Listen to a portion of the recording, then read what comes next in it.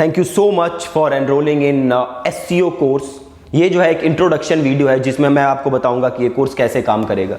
So next 50 days तक daily आपको एक एक वीडियो मिलेगी इस कोर्स के अंतर्गत। और ये जो कोर्स है ये बिल्कुल अपडेटेड कंटेंट के साथ मैंने बनाया है। ज़्यादातर SEO के बारे में जो कंटेंट आप देखते हो पढ़ते हो वो सब आउटडेटेड है। SEO जो है बहुत ही स्पीड से चेंज होता है, तो ये जो कोर्स मैंने बनाया है वो बिल्कुल अपडेटेड कंटेंट के साथ है। बिल्कुल अपडेटेड कंटेंट जो गूगल की लेटेस्ट पॉलिसीज हैं उसके हिसाब से कंटेंट बनाया है। और आप सारी चीजें A to Z सब सीखोगे about SEO, right. So make sure कि आप सारी वीडियोस को ध्यान से देख रहे हो और उन्हें इंप्लीमेंट कर रहे हो। और कोई प्रॉब्लम आती है तो आप लाइव चैट कर सकते हो हमारी वेबसाइट पे जाके। कल से आपको डेली एक वीडियो आना स्टार्ट हो जाएगी। सो मेक श्योर कि आप ध्यान से देखो।